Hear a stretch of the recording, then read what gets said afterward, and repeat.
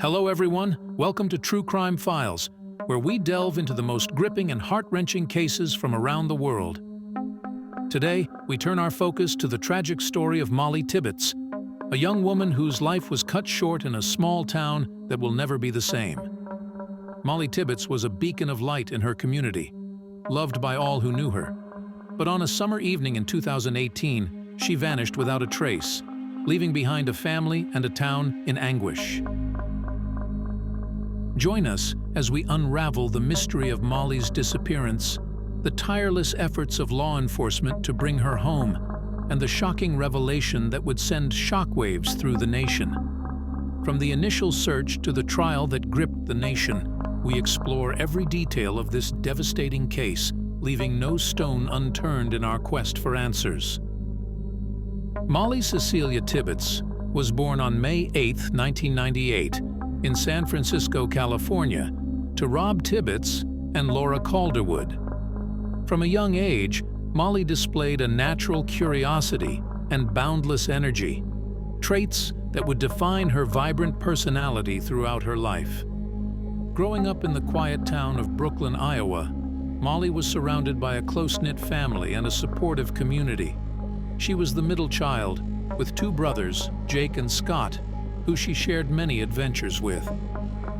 When she was in the second grade, her parents divorced, and she moved to Iowa with her mother and two siblings. Mollie's mother encouraged her to pursue her passions and instilled in her a strong work ethic and a love for learning. As a student at Brooklyn Guernsey Malcolm High School, Mollie excelled both academically and socially. She was known for her infectious laugh, her quick wit, and her compassionate nature.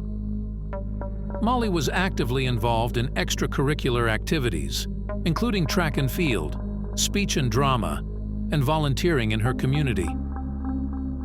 After graduating from high school in 2017, Mollie enrolled at the University of Iowa, where she pursued a degree in psychology. She embraced college life with gusto, making new friends, exploring new interests, and immersing herself in campus activities. Throughout her early life, Mollie remained deeply connected to her family and roots in Brooklyn. She cherished her time spent with loved ones, whether it was sharing meals around the dinner table, attending local events, or simply enjoying the beauty of the Iowa countryside. Mollie's early life was filled with love, laughter, and boundless potential. Little did she or her family know that her bright future would be tragically cut short, leaving behind a legacy of kindness, resilience, and hope. It was the evening of July 18, 2018, when 20-year-old Mollie set out for her usual jog, a routine she enjoyed to maintain her physical fitness and clear her mind after a long day. Little did anyone know that this routine excursion would mark the beginning of a harrowing ordeal. As the sun dipped below the horizon, Mollie laced up her running shoes and headed out onto the familiar country roads surrounding her hometown. But as the hours ticked by and darkness descended, Mollie failed to return home.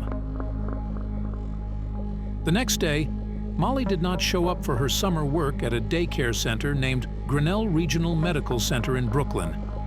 This was unusual for Mollie, and when her boyfriend Dalton Jack found out she was missing, he tried to reach out to her multiple times, but his calls went unanswered. His voicemails also went unanswered. No one saw her that day, and her mother, Laura Calderwood, filed a missing person report with the police. When the police arrived and asked Dalton about his whereabouts on that day, he said that he had gone away for the week to work with his brother, and Mollie had stayed at their home to take care of the dogs. Dalton told police that he had gone to his hotel room that evening and was watching a movie alone. He said that the last time he had spoken to Mollie was through a Snapchat message he got at 10:30 p.m. According to police, Mollie went for a jog on July 18th on a rural road near Brooklyn. A woman named Christina Stewart spoke to police. She said she saw Mollie running at 7:45 p.m. on July 18th. At that time, Christina was driving past Mollie. She said she had driven past Mollie and was sure it was her because she knew her from before.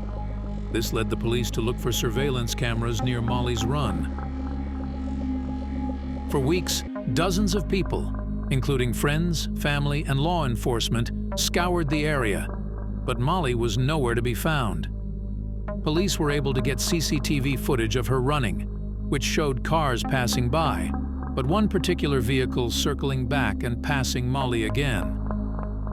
Police eventually identified the driver as Christian Bahena Rivera, an undocumented Mexican immigrant who worked under a fake name at a nearby Yarabee Farms dairy farm for the past 4 years. According to a homeowner's surveillance video, Christian drove by Mollie multiple times in his Chevrolet Malibu. Police questioned him about Mollie's disappearance. At first, Christian denied seeing Mollie, but after several hours of interrogation, he admitted to seeing her. He said he saw her running while he was driving, and he turned back to her because he thought she looked attractive. Further questioning revealed that all hope of finding Mollie alive was over.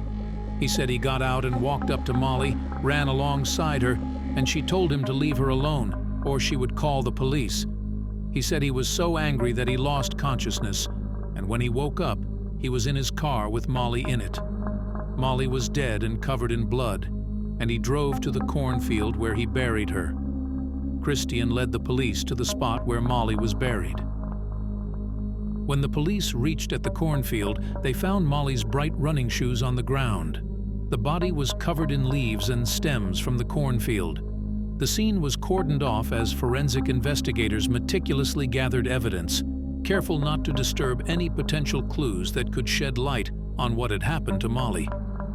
The field, once a place of tranquility and serenity, now bore witness to unspeakable tragedy, the tall stalks of corn serving as silent sentinels to the horror that had unfolded there.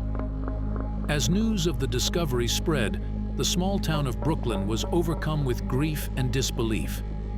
Candlelight vigils were held in Mollie's honor, with friends, family, and strangers alike coming together to mourn the loss of a beloved daughter, sister, and friend.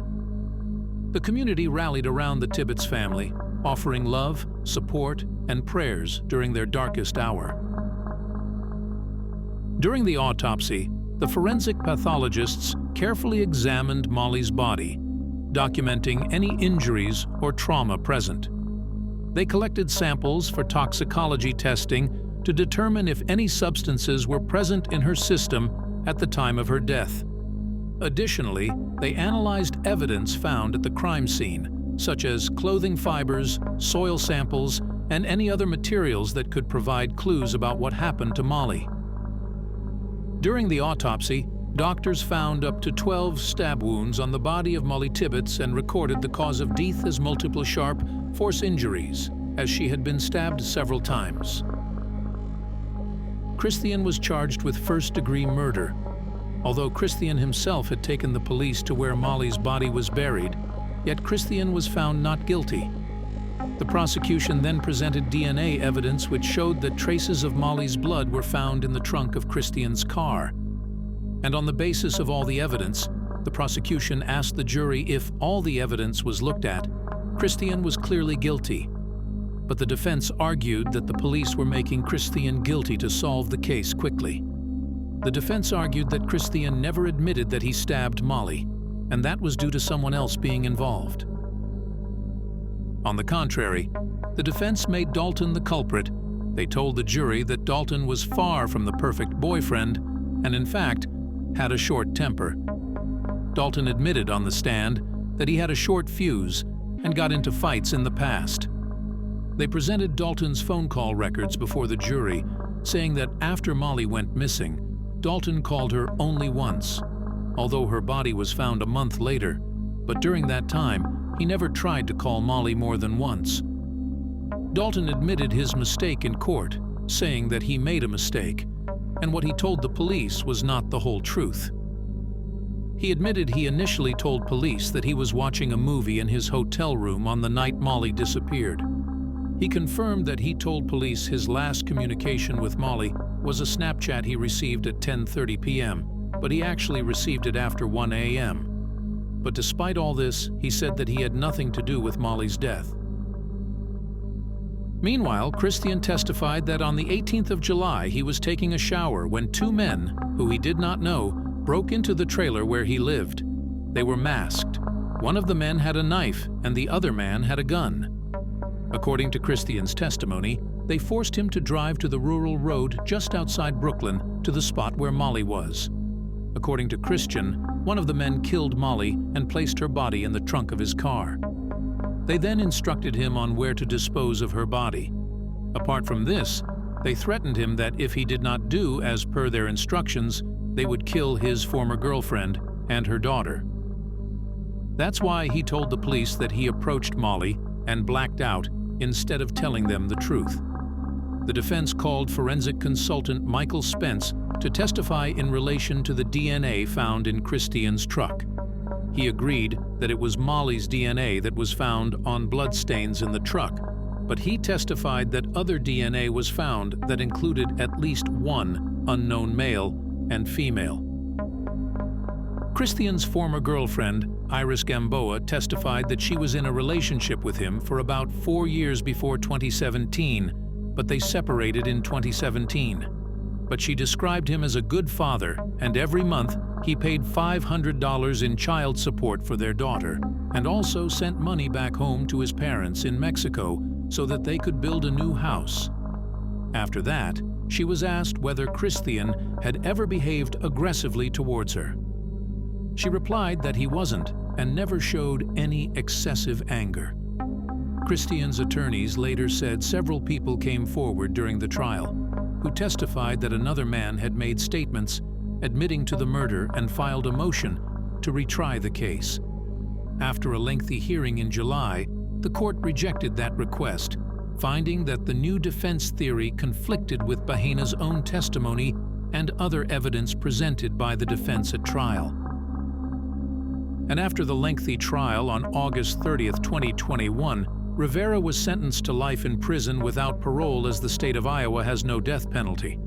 The punishment also included an order that Christian must pay the Mollie's family $150,000 in restitution. As of October 26, 2021, VinLink shows that Rivera is incarcerated at the Iowa State Penitentiary at Fort Madison, Iowa.